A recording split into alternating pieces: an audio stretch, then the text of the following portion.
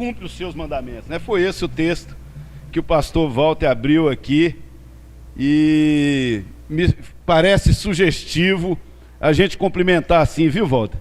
Parece sugestivo, né? Aleluia! Feliz aquele que teme ao Senhor. Parece que é tão bom quanto a paz do Senhor. Amém? Queridos, é com alegria que nós estamos aqui, né? Com alegria. Nós participamos em algum momento, na época que o nosso irmão Edmilson nos trazia aqui, e ficamos com o coração pendurado aqui, né, Walter? Coração pendurado. E o motivo do sumiço não foi nenhuma insatisfação, não. O motivo do sumiço foi de ter pego essa demanda, né, Walter? Eu tive de parar de ser gestor superficial de alguma coisa e pular para dentro. E aí eu fui sentir o que o Walter sentiu, porque eu acompanhei o chamado do Walter, né?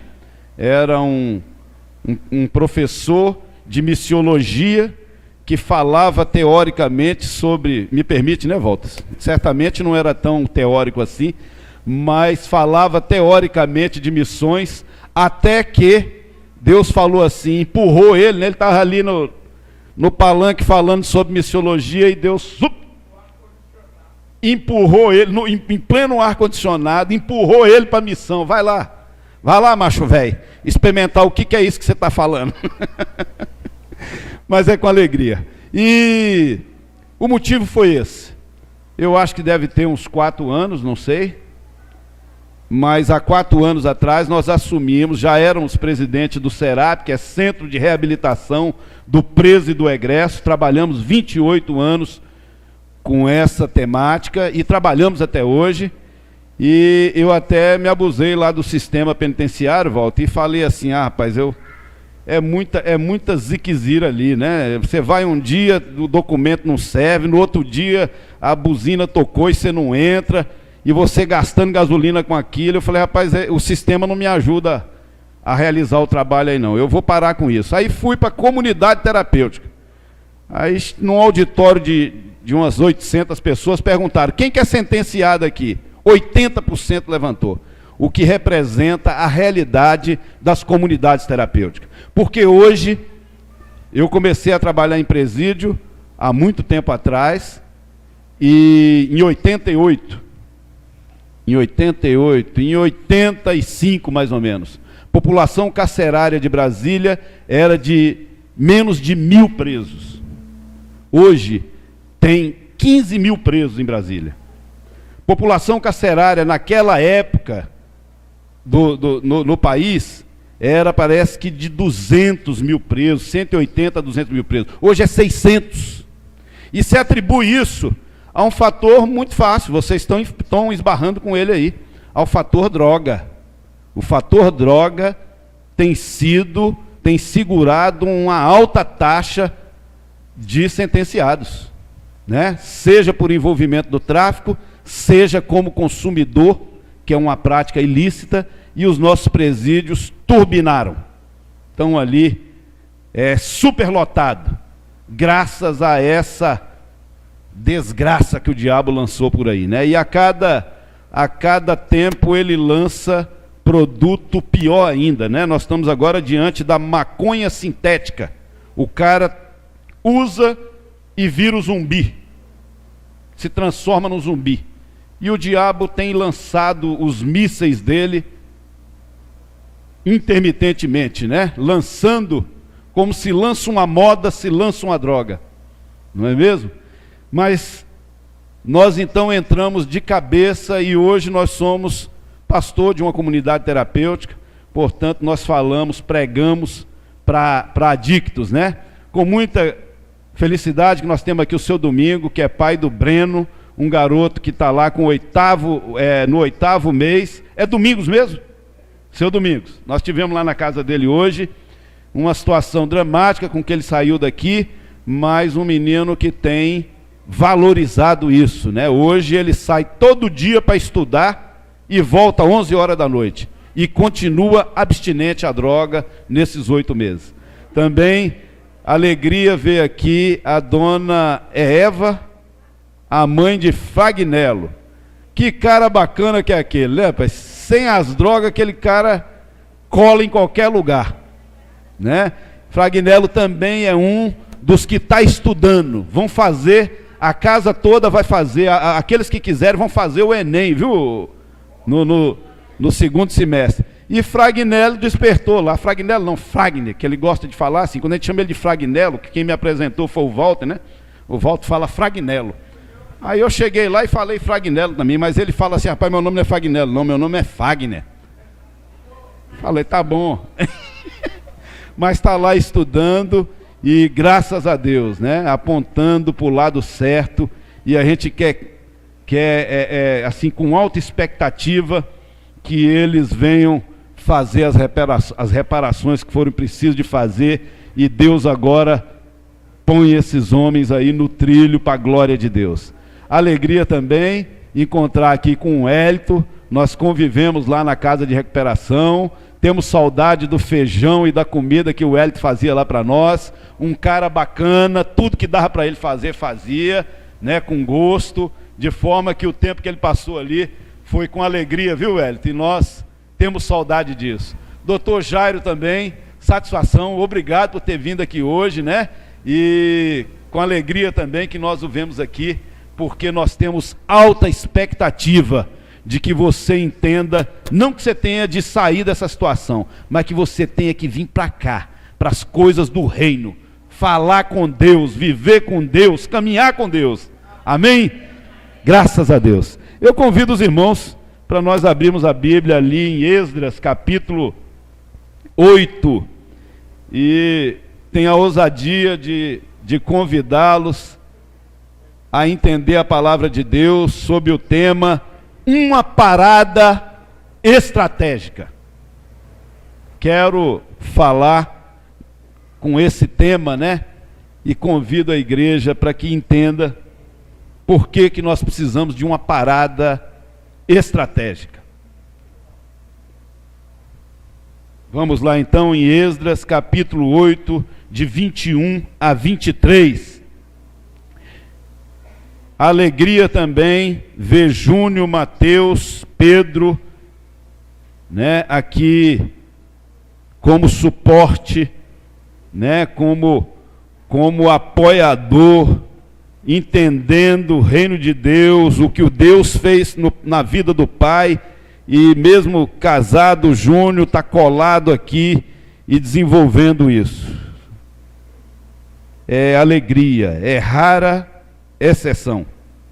É rara exceção com os profissionais, não, com aqueles que se entregaram para isso. O Valtão sabe muito bem disso, né? Muitos pastores passam muito apertado com os filhos, e é com alegria o Senhor ter preservado Pedro, Mateus e Júnior aqui no serviço do Senhor. Aleluia. Diz assim o texto, os irmãos fiquem aí sentados mesmo. Encontraram Esdras, capítulo 8, de 21 a 23, diz assim: então, ali perto do rio Ahava, dei ordem para que houvesse um dia de jejum.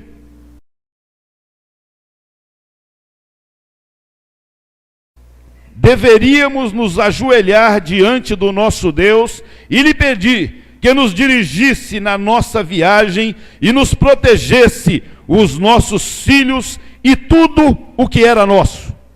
Eu tinha dito ao rei que o nosso Deus protege todos, e a sua ira vão contra aqueles que o abandonam. Por isso, fiquei com vergonha de pedir ao rei uma tropa de soldados da cavalaria para nos defender dos nossos inimigos durante a viagem. Assim, nós jejuamos e oramos, pedindo a Deus que nos protegesse, e Ele atendeu às nossas orações. Glória a Deus. É preciso fazer uma rápida, correr rapidamente no livro de Esdras. Todos aqui sabem que Esdras conhece a história, os que conhecem a história, que Esdras foi um gestor que Deus escolheu para a reconstrução do templo. Ele foi escolhido como gestor. Para vocês entenderem o currículo de Esdras, capítulo 7, um pouquinho aqui, de 1 a 3, alguns anos depois, quando Artaxerxes era rei da Pérsia, um homem chamado Esdras foi da Babilônia para Jerusalém. Ele era descendente de Arão. Esse nome lhe traz alguma memória? Esse cara era descendente de Arão. Moisés foi escolhido, né? Pois é, Arão foi escolhido para ser a boca de Moisés. Então, a descendência dele era de Arão, o grande sacerdote. Esdras era filho de Seraías, neto de Azarias e bisneto de Ilquias, e os seus outros antepassados eram Salum, Zadok, Aitube e Amariá, Azarias e Meraiote, Zeraías, Uzibo, Buqui e Abzua, Finéias e Eleazar, que era filho de Arão, o grande sacerdote.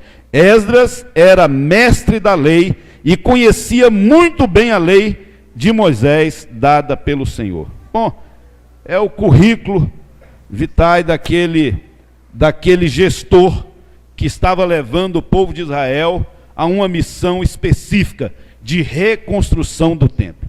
Ocorre que o texto que nós estamos lendo é uma parada que Esdras dá entre a ordem do rei e a chegada a Jerusalém para a construção do templo.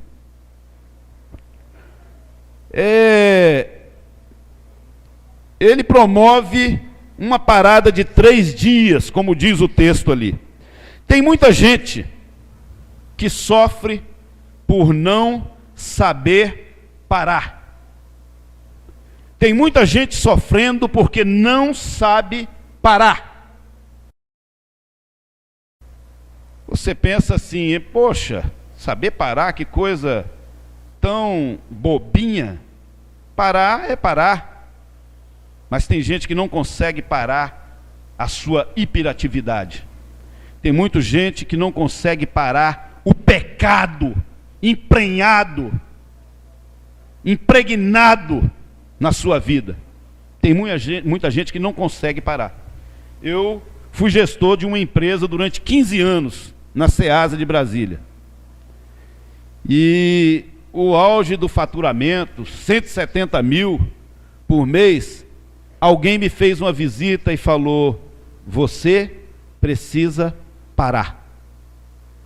E eu falei: essa é a coisa mais estúpida que eu ouvi na minha trajetória de empresário. No auge do faturamento, Valtão, o cara chega e fala assim: você precisa parar. Ninguém consegue ficar perto de você. 3 telefones, um fixo, 2 celular, e aquela coisa, para onde eu ia era com telefone na cola, e fechando negócio, comprando, vendendo, atendendo cliente, e alguém chegou para mim, olha aqui nos meus olhos, quase que me belisca, porque nem assim eu parava. Aí o cara olhou assim: olha para mim, você precisa parar. Essa parada que ele estava me convidando era uma parada estratégica. Era um pit stop. Conhece aí, né, as regras do automobilismo, da corrida, da Fórmula 1? Aquela parada ali, muitas vezes está na mão da equipe. Ou para ou não para. Mas a parada tem que ser estratégica. O cara tem que prever que vai chover e trocar os pneus antes da chuva. Porque aquele que trocar durante a chuva vai perder tempo. É estratégico. Não basta parar. Não é tão simples assim parar. Não é tão simples. Ele não estava falando assim: olha, para de ganhar dinheiro, para com a sua atividade comercial. Ele falou assim: olha, dá uma paradinha, reavalia. Porque agora é a hora. Então, eu quero convidá-los a entender com essa introdução que a parada não é tão simples assim. De ninguém. Seja na drogadição, seja em qualquer situação das que eu mencionei aqui, não é simples assim. Eu posso parar e errar parando, mas o que eu estou convidando vocês é a que tenha uma parada estratégica. Pois bem, na minha cabeça, girou que Esdras fez uma parada estratégica. Não é uma parada de atividade, como ocorreu comigo 15 anos depois do negócio aberto, em pleno funcionamento. Eu tive de parar de vez, porque não parei estrategicamente lá atrás. Aí eu fui convidado a parar de vez, porque estrangulei a pessoa jurídica com impostos, e aí pronto, eu tive de parar mesmo. Pare agora, para que você não venha parar com prejuízos ou parar de vez, como aconteceu comigo. Na minha cabeça girou 3 pontos aqui. É necessário dar uma parada estratégica, e Esdras fez isso. Esdras já tinha o edito do rei para ir construir o templo. Estava tudo certinho. Mas ele parou para fazer reparações. E eu quero te convidar a entender isso. A parada estratégica, ela tem que ter objetivo. E eu te convido, em algum momento da sua vida, naquilo que você conseguir aplicar, dê uma parada estratégica. Pare e faça reparações. A nossa vidinha aqui nesse mundo, ela é curta, pequena. Não vale a pena levar à frente com prejuízos de relacionamento. Eu perdoo qualquer um, mas não perdoo a minha mãe pelo que ela fez. Eu perdoo a qualquer um, mas ABCD eu não perdoa. Eu faço qualquer coisa, mas aquilo ali eu não faço. A nossa vidinha é muito curta. Pare estrategicamente e faça reparações. É muito comum em viagem você ter aquela sensação assim, mulher então faz isso toda hora. Rapaz, eu não sei o que é que eu esqueci, mas eu esqueci alguma coisa. Em viagem não é comum esse sentimento, né? Rapaz, eu não sei o que é, mas eu esqueci alguma coisa. Esdras estava mais ou menos com esse sentimento. O versículo 15 do capítulo 8 diz assim: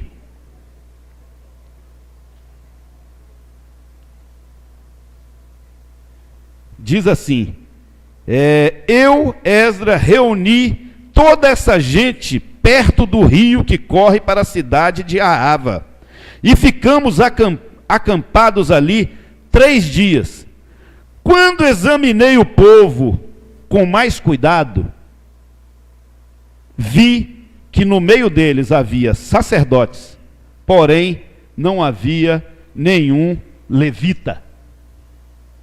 Esqueceram de mim. Conhece esse tema? Esqueceram dos levitas. Olha só, construção de templo, levou sacerdote e não levou levita. Esdras estava com essa sensação que é típico de quem vai viajar. Rapaz, eu estou indo, mas eu tenho certeza que eu esqueci alguma coisa. Mas ele parou. Ele parou. Parou 3 dias antes do rio que ia para a cidade de Ahava. Parou 3 dias. E a primeira reparação: eu esqueci alguma coisa essencial na minha vida. Eu esqueci os levitas.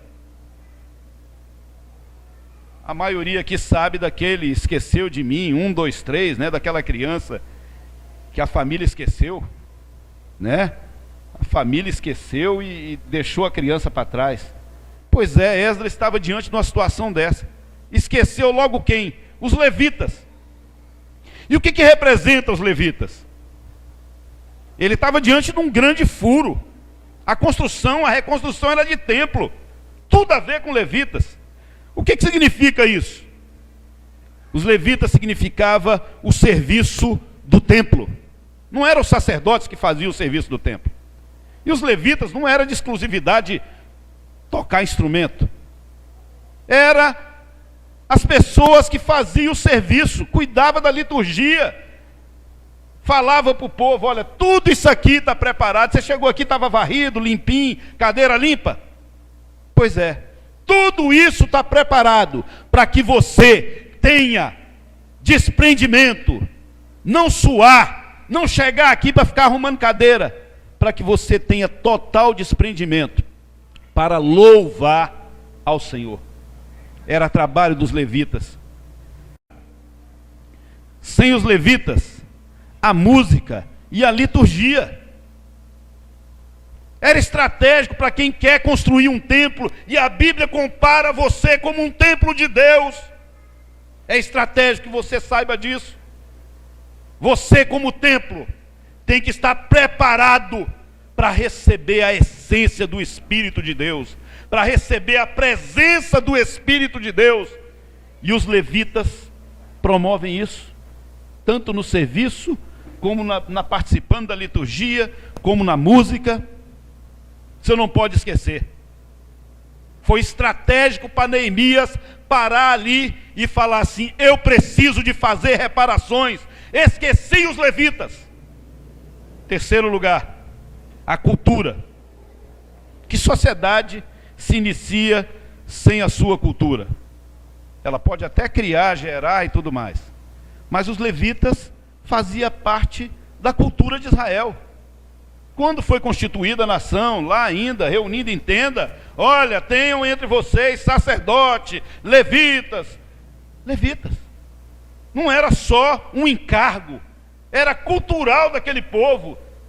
Tanto é que na Bíblia você encontra levitas perdidos aí, e pessoas encontrando e chamando levitas: olha, venha para dentro da minha casa, porque o Senhor vai me abençoar. Então, Esdras tinha de levar os levitas. Na parada estratégica que ele fez, convidou o povo, e agora ele está fazendo reparações. Eu queria que você fizesse uma aplicação na sua vida. Você certamente, ninguém passa por essa trajetória de vida e não deixe para trás alguma reparação a ser feita. Acho difícil. Estávamos até falando isso no carro. Rapaz, tu é bom demais. O que tu está fazendo nessa terra? Já devia ter subido há muito tempo. É preciso fazer reparações. Eu lhe convido a levar isso a sério. Na sua parada estratégica, tem que haver reparações.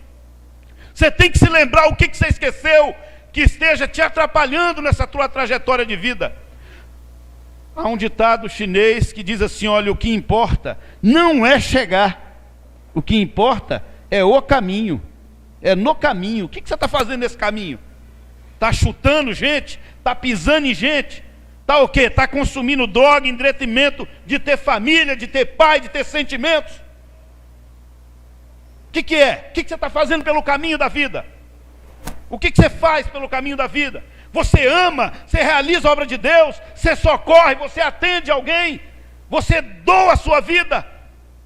É preciso que haja reparação. Descubra, e uma coisa essencial dessa: aquilo que promove a adoração a Deus, aquilo que promove o serviço de Deus, essa coisa você não pode esquecer. Na trajetória da sua vida, você não pode esquecer isso. Isso é essencial para a reconstrução do templo. E se você admitir que o Senhor Deus tem você como templo dele, você não pode esquecer isso. Segundo lugar, Neemias fala assim: olha, vamos jejuar e orar e pedir coisas importantes. Algumas pessoas, inclusive teólogos, lamentavelmente, né, Walter, é muito estratégico ter teólogos em nosso meio, mas alguns teólogos tentam explicar a ação do jejum e da oração como uma coisa, não sei se desprezível, mas de pouco significado. Tá certo? E eu aprendi a duras custas, sendo pastor de centro de recuperação, de pessoas desregadas em sua vida, que certas castas voltam só com jejum e oração. É estratégia, crente. É estratégia. Não caia, não empreste os seus ouvidos para um teólogo medíocre chegar perto de você e dizer que não há significado algum você se abster de alimento por fé na presença de Deus. Não empreste os seus ouvidos para isso, porque eu, a duras custas, tive de reconsiderar conceitos e valores que eu ouvi em faculdade. Ser incomodado todas as noites.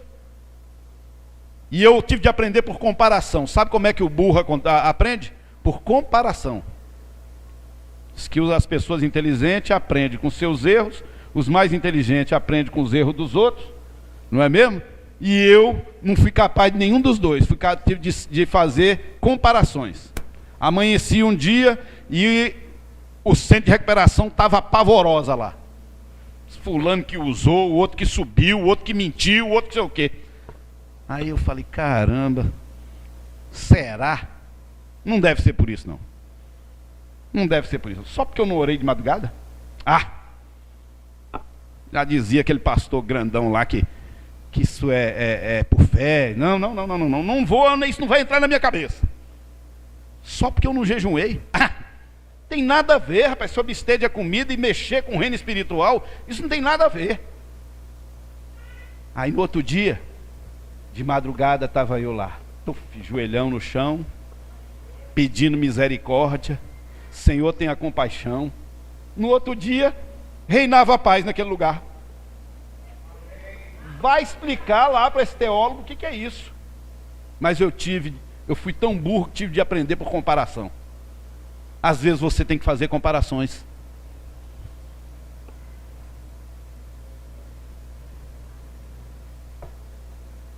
Esdras parou 3 dias, estrategicamente fez reparações, e agora ele convoca o povo: vamos jejuar e orar. Senhoras, eu não sei se vocês estão promovendo isso aqui, muito embora eu sabia que há 4 anos atrás isso acontecia aqui.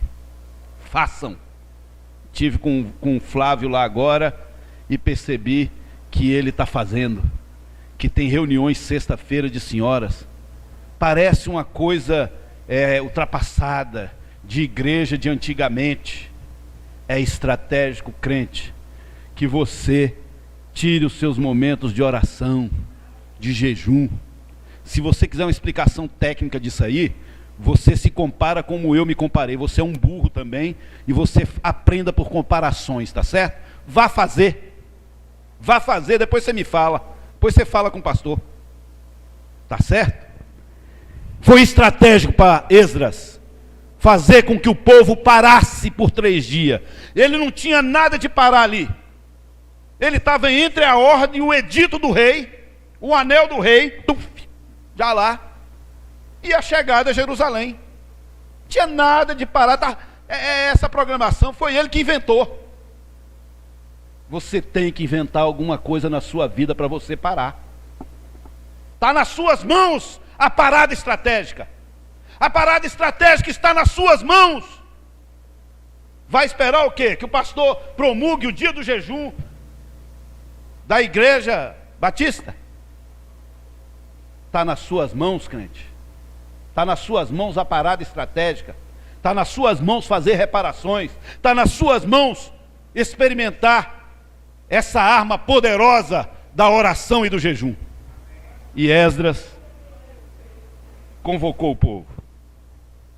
Agora, o que mais me impressionou, Valtão, foi a motivação. Eu achei corriqueiro demais. Olha só para que ele parou para orar. Direção da viagem, proteção da família, proteção de tudo que era nosso. Vamos lá ver? Olha só o texto que nós lemos. Isso é muito corriqueiro, gente, para ser estratégico. Isso é muito simples para ser estratégico. Se deixar teólogo fazer interpretação disso, ele vai complicar, porque é muito simples. O que passa pela sua cabeça? Deus está preocupado demais com as grandes catástrofes do mundo? Terremotos, vulcões, para dar atenção a pedidos corriqueiros como esse? O que passa pela sua cabeça? Esse Deus poderoso, ele está ali cuidando da ponte que caiu, de um avião que está sendo explodido, de coisas mega importantes nesse mundo. que é que você pensa de Deus nessa área? Neemias parou estrategicamente, jejuou e orou, e o teor da oração dele foi uma coisa corriqueira. Esdras. Então, ali perto do rio Ahava, dei ordem para que houvesse um dia de jejum. Todos nós deveríamos nos ajoelhar diante do nosso Deus e lhe pedir que nos dirigisse na nossa viagem. Rapaz, Deus tem mais o que fazer, moço. Você poderia pensar assim. E nos protegesse, os nossos filhos e tudo o que era nosso. Que oraçãozinha simples, hein, rapaz? Que oração simples. Por que Deus se importa com isso? Porque é um Deus da pessoalidade, é um Deus pessoal, é um Deus que não é um gestor público que fica jogando verba para um lado e para o outro, e se fizer, fez. É um Deus pessoal.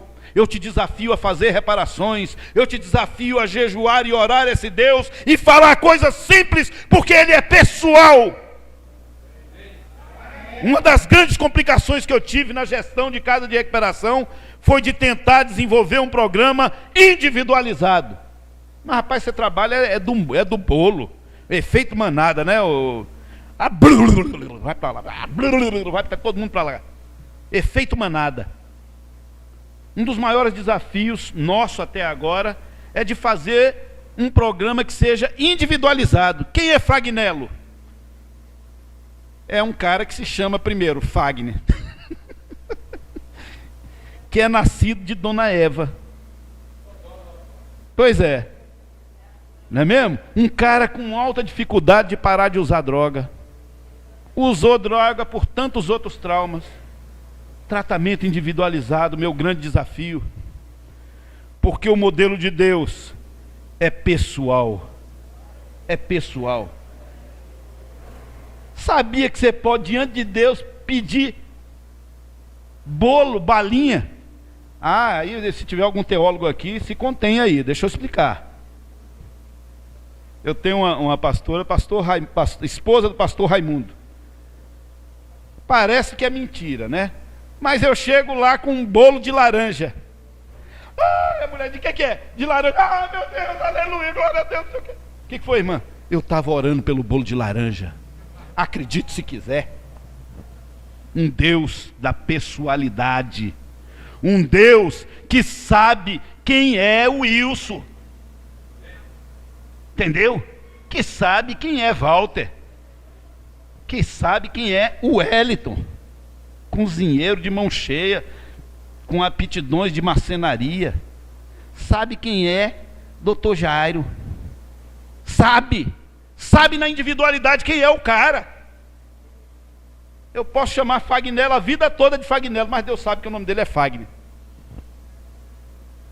E a explicação é a seguinte: Deus atende orações do coração. A linguagem de Deus é a linguagem do coração.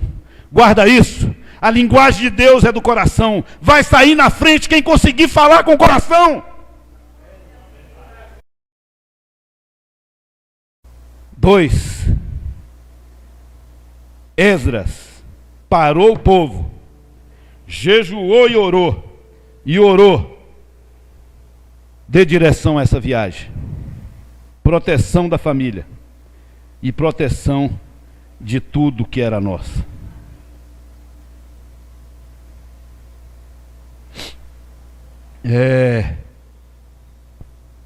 Esse Deus pessoal, eu tive um dia de tratar com ele. Dá uma vergonha. Primeiro, aquela sensação de que ele sabe tudo. Sabe aquele escondidinho? Deus sabe. Aquele escondidinho Deus sabe. Mas um dia a gente tem que tratar. Quem fala com o coração não consegue falar com escondidinho. Então não é do coração. E a linguagem de Deus é a linguagem do coração. Um dia eu tive de fazer reparos. Um dia eu tive de entender que jejum e oração são armas poderosas. Bater panela no meio da rua, fazer parte de movimento político, participar da sociedade onde você vive, tudo isso tem grande importância. Mas arma de crente, jejum e oração. Mas Senhor, como é que eu vou ficar jejuando e orando se o negócio está lá fora? Pois eu não sei. Tecnicamente eu não consigo te explicar isso. Eu prefiro que você faça como eu. Pessoas que têm dificuldade de aprender, aprenda por comparação. Vai fazer. Terceiro lugar, exercite a fé. Presta atenção, prestou atenção no texto? O caba teve vergonha de pedir para o rei, de manguear. Essa palavra era conhecida lá, não, Wellington? Manguear, manguei, né, Jairo? Lá nós implantamos uma regra. Aqui não mangueia. Tu pode orar, mas não vem manguear, não. Eu vou em cima. O Alessio é um dos assediados lá, que nego vai manguear ele lá, crédito de celular. É só ficar sabendo. Ô infeliz, que negócio é esse de manguear aqui dentro dessa casa? Esdras, ele teve vergonha de pedir ajuda para o rei. Terceiro lugar, é o exercício da fé, senhores. Conhece a historinha, também muito comum no meio de igreja, da congregação que promulgou um dia de oração pela chuva, tá certo? Aquela congregação pequenininha. E aí vai uma senhorinha, em pleno sol, com um guarda-chuvinha dela. E o povo rindo, mas rapaz, quando fica velho, fica bobo, né? Fica besta, fica todo tonto. Como é que vai levar guarda-chuva num clima bom desse? E ela está indo lá. Às vezes até o próprio crente. O dono do circo de oração. Mas rapaz, olha lá, que gracinha aquela senhorinha levando o guarda-chuvinha. Ô, você orou por chuva? Vai orar por chuva. Tem que levar o guarda-chuva. Esdras teve vergonha. Eu não vou pedir para o rei uma guarda para me levar até Jerusalém. Presta atenção que a preocupação é procedente. Eles tinham ali 3.400 quilos de ouro e prata, 12.500 quilos de trigo, moeda da época, 2.000 litros de azeite, moeda da época, 2.000 litros de vinho, moeda da época, e sal à vontade, moeda da época também. Uma comitiva desprotegida, lá em Provérbios 28, 25, vou lembrar também os ex-alunos aqui, porque eu recebi o Jair e recebi o Hélio também com esse versículo. Como cidade sem muros, assim é o homem que não tem autocontrole. Cidade sem muro naquela época, para nós aqui cidade sem muro não tem significado nenhum. Naquela época, cidade sem muro era cidade saqueada, de fácil saqueio, de fácil domínio. Por isso que ali em Provérbios tem assim, olha, como cidade sem muro, assim é o homem que não tem autocontrole. Qualquer frangalhozinho, qualquer vento emocional derruba. Porque não tem muro, não tem o Espírito de Deus. E aquele povo, andando por lugares, atravessando o deserto, eram pessoas vulneráveis. Aquela riqueza, 3.400 quilos de ouro e prata, era, com certeza, fácil dominar. Um povo daquele, escravo, sem material bélico, era facinho demais. Mas ele falou assim, eu tive vergonha de pedir uma escolta real, porque eu falei que esse Deus é o Deus que protege, é o Deus que guarda, é o Deus que ouve oração.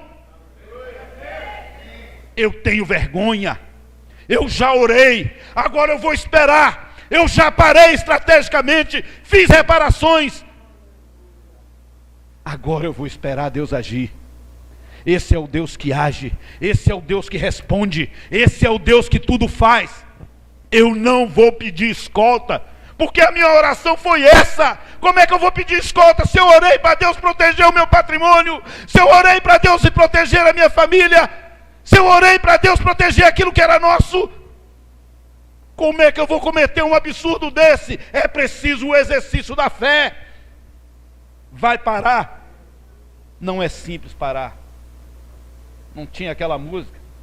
Parou? Parou por quê? Me explica por que você parou. Parou por quê? É preciso estratégia para parar. Agora tem pessoas estudadas, pessoas tops, que não sabem parar. É preciso ajuda. É preciso ajuda. É preciso que alguém proponha isso. É preciso que alguém fala, olha, das armas. Oração, jejum. Faça reparações. Ore ao Deus do céu. Dê uma demonstração de fé. Pois bem, o exercício da fé. Vamos para a conclusão. Versículo 23. E ele atendeu as nossas orações. Eu não vou pedir escolta real. E aí chega no versículo 23. Ele atendeu as nossas orações. Capite? Ele atendeu as nossas orações. Ele chegou onde ele queria. A família dele foi protegida. As coisas dele foi protegida. Deus estava com ele. Deus estava naquela parada estratégica. Ele chegou em Jerusalém para reconstruir o templo. Com os levitas, que ele havia esquecido. Deus ouviu as suas orações. Chegou com os 3.400 quilos de ouro e prata.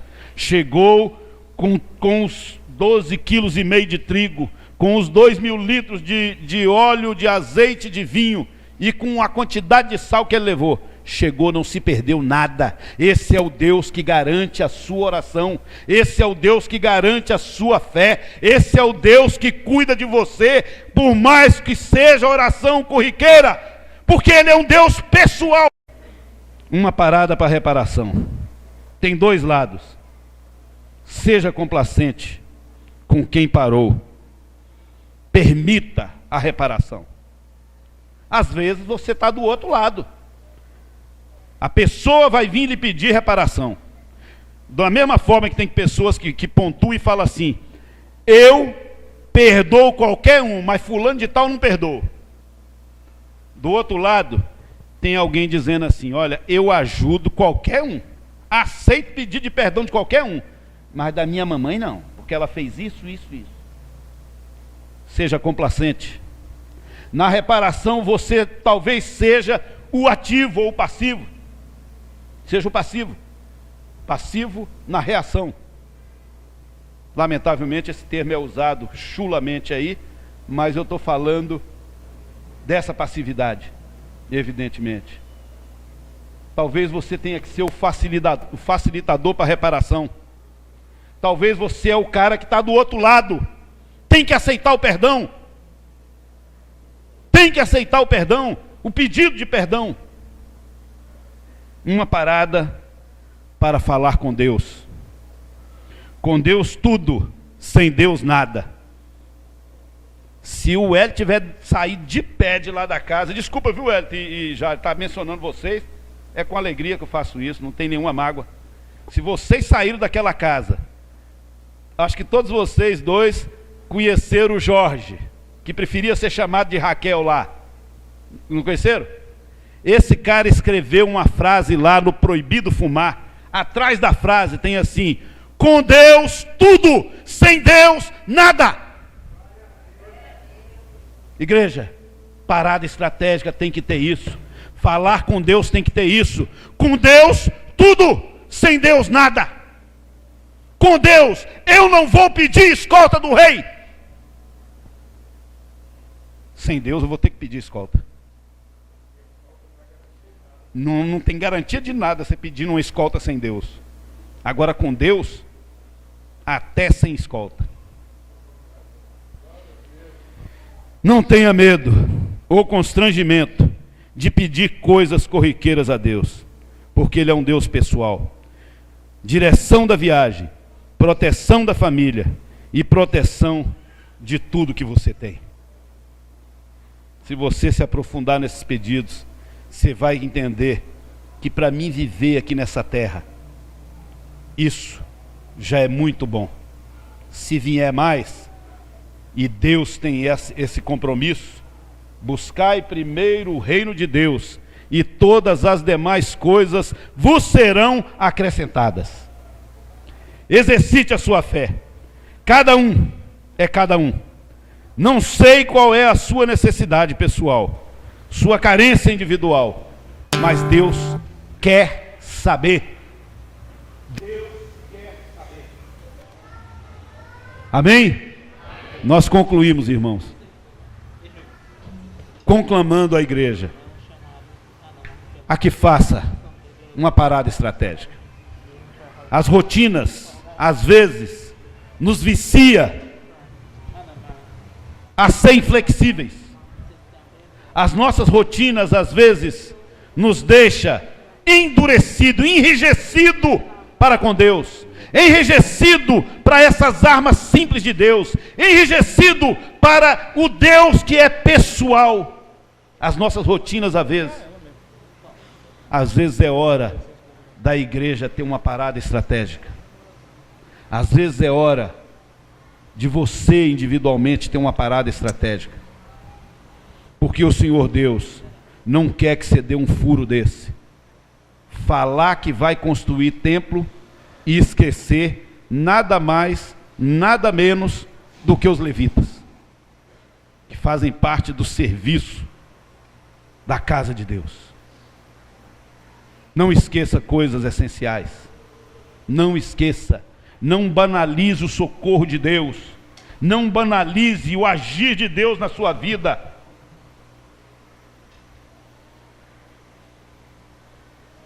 Eu, como pessoa que aprendi por comparação, vou fazer o papel do meu amigo lá atrás. Prata, pare. Não para a atividade, não. Para agora. E tenta ouvir. E tenta se recompor, porque é estratégico que você faça isso agora, para que você não venha chegar até onde eu cheguei. 15 anos de uma pessoa jurídica, com possibilidades 1000, num centro comercial daquele, eu tive de vergonhosamente fechar a porta e vender banquinho, armáriozinho e tudo mais. Amém? Curve a sua cabeça. Certamente eu vou ter assessoria dos levitas, nessa hora exercendo a música, e a igreja também. Curve a sua cabeça. Fale você sozinho aí com Deus. Quem sabe em algum momento na área da sua vida, você precisa de dar uma paradinha estratégica. Uma parada estratégica para continuar a viver. Uma parada estratégica para que Deus entre na sua vida. Uma parada estratégica para crescer. Uma parada estratégica para que Deus se importe com aquilo que lhe incomoda. Bendito seja o nome do Senhor neste lugar. Bendito seja Deus. Porque não há Deus como é o Senhor, e não há outro fora de ti, rocha nenhuma há como nosso Deus. Pai, nós nos apresentamos diante de ti já em culto racional, agradável, consciente a ti. E pedimos, ó Deus, a atenção do Senhor, ó Pai, para o coração aflito, que esteja falando contigo agora, Pai, compreendendo que o Senhor promoveu palavra de Deus aqui hoje, para que haja uma paradinha estratégica, uma parada estratégica para a gente chegar onde a gente quer chegar, uma parada estratégica para que haja o fomento do perdão, da reconciliação, da reparação, uma parada estratégica para falar contigo. Aleluia, glória a Deus.